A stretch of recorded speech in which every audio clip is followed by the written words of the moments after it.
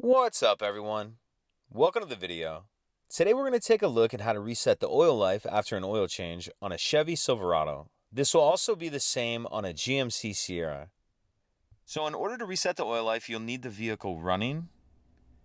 Then we're going to come over here, and the only buttons I'm going to be using are on the right hand side of the steering wheel here.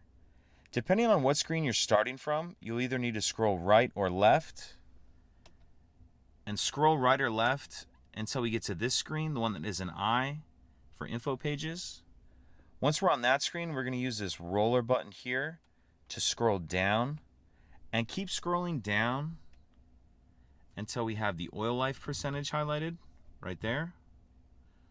Once we have the oil life percentage highlighted, what we're going to do is press that button in, and then it's going to ask us, are you sure you want to reset?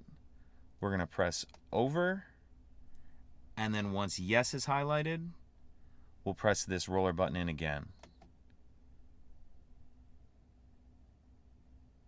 And as you see there, it reset back to 100%. If you have any questions, please let me know.